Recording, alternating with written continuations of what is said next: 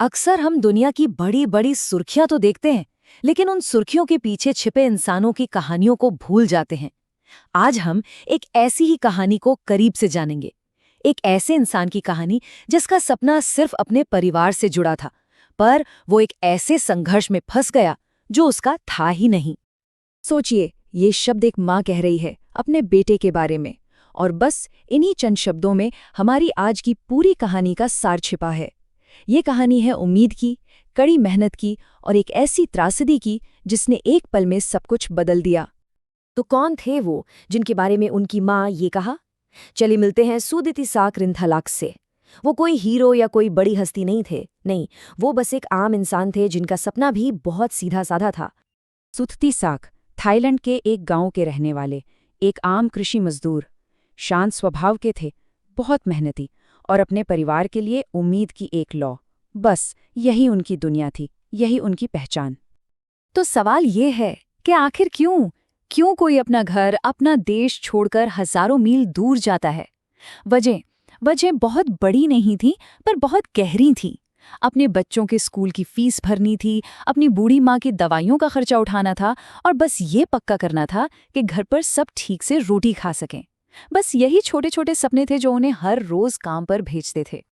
और जानते हैं, एक चीज वो हमेशा अपने साथ रखते थे, अपनी जेब में अपने बच्चों की कुछ पुरानी तस्वीरें। शायद जब भी हिम्मत टूटने लगती होगी तो वो इन्हीं तस्वीरों को देखकर खुद को याद दिलाते होंगे कि वो ये सब किसके लिए कर रहे हैं, है ना? एक पिता का प्यार बिल्कुल ऐसा ही तो होता है। अब यहाँ ये समझना जरूरी है कि सूदितिसाक अकेले नहीं थे। उनके जैसे हजारों, जी हाँ, हजारों थाई मजदूर इजराइल में काम करने जाते हैं।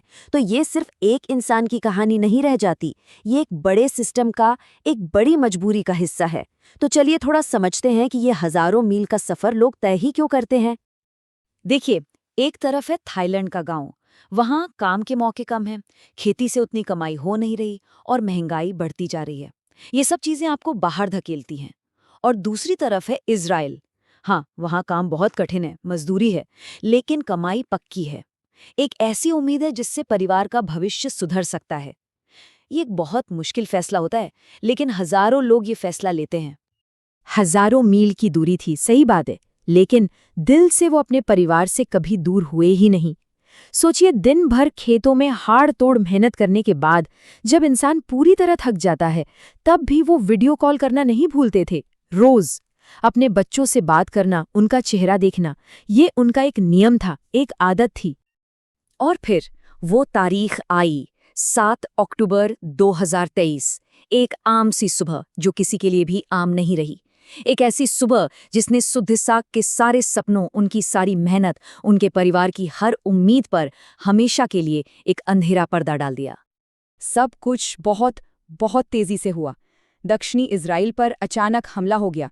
हर तरफ बस गोलियों और धमाकों का शोर था। चारों तरफ अफरा तफरी। सूदितिसाक और बाकी मजदूर बस अपनी जान बचाने के लिए भाग रहे थे।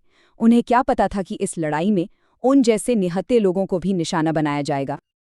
और फिर वो हुआ जिसकी कोई कल्पना भी नहीं कर सकता। सूदितिसाक को बेरहमी से मार दिया गया। और बात यहीं खत्म नहीं हुई, उनके शरीर को गजा ले जाया गया। इस एक बात ने इस पूरी त्रासदी को और भी ज्यादा भयानक बना दिया। पर सूदितिसाक अकेले नहीं थे जिनकी जान गए। उस दिन कुल 39 थाई नागरिक मारे गए। ये बस एक नंबर नहीं है ना? ये 39 जिंदगियां हैं, 39 कहानियां हैं, 39 सपने हैं जो कभी पूरे नहीं होंगे, और 39 परिवार जो हमेशा के लिए बिखर गए। और ये सिलसिला यही नहीं रुका। 39 लोगों की मौत के अलावा 31 और थाई नागरिकों को बंधक बना लिया गया, हॉस्टेज। उनके परिवार वालों के लिए तो एक अंतहीन इंतजार शुरू हो गया, पता नहीं वो जिंदा है भी या नहीं। तो ये दोनों आंकड़े, 39 मौतें और 31 बंधक, ये दिखाते हैं कि उस दिन इन मजदूरों पर क्या कहर टूटा था। तो चलिए इन आंकड़ों से वापस सूदितिसाक के परिवार की तरफ चलते हैं, क्योंकि उनके लिए ये सब कोई न्यूज़ हेडलाइन नहीं थी। उनके लिए ये एक ऐसा दर्द था जो शायद अब कभी खत्म नहीं होगा। उनकी पत्नी, वो आज तक इस बात पर यकीन नहीं कर पाई हैं। कैसे करें? वो आदमी जो हर रोज एक वॉइस मैसेज भेजता था, बच्चों का हाल पूछता था, वो अब हमेशा के लिए चुप हो गया है। ये एक ऐसी हकीकत है जिसे शायद कोई भी कभी पूरी तरह अपना नहीं सकता। याद है, हमने शुरू में उनके सपनों की बात की थी। अब उस परिवार की हकीकत देखिए। एक पत्नी है पर पति नहीं, बच्चे हैं पर पिता नहीं, एक माँ है पर उसका बेटा नहीं रहा। और वो सपना, वो एक सपना जिसके लिए सुतिसाक ने इतनी मेहनत की, इतना कुछ सहा, वो सपना अब हमेशा के लिए अधूरा रह गया है। सुदितिसाक की कहानी सिर्फ एक इंसान या एक परिवार की कहानी नहीं है। ये हमें एक बहुत बड़े सवाल पर लाकर खड़ा कर देती है। ये कहानी है उस कीमत की जो किसी भी जंग में चुकाई जाती है, पर जिसके बारे में कोई बात नहीं करता, जिसे हम अक्सर अनदेखा कर देते हैं। और ये बात हमें बार बार खुद को याद दिलानी होगी। ये लोग, ये किसी भी तरह से लड़ाई का हिस्सा नहीं थे। न ये सैनिक थे, ना ही पॉलिटिशियन। ये तो बस मजदूर थे, मेहनत करके अपने परिवार का पेट पालने वाले लोग, जो किसी और देश की जमीन पर अपना पसीना बहा रहे थे। इन्हीं को शायद हम अनदेखे पीड़ित कह सकते हैं, द अनसीन विक्टिम्स।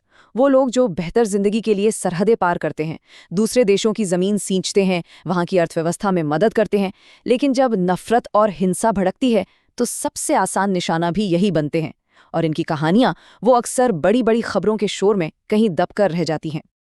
तो आज सुतिसाक की ये अधूरी यात्रा हमें एक सवाल के साथ छोड़ जाती है कि जब भी कहीं कोई हिंसा होती है, कोई जंग होती है, तो उसकी सबसे बड़ी, सबसे असली कीमत कौन चुकाता है? शायद इसका जवाब हमें उन लोगों की कहानियों में मिलेगा जो बस शांति से अपने सपनों को पूरा करना चाहते थे। इस बारे में सोचिएगा जरूर।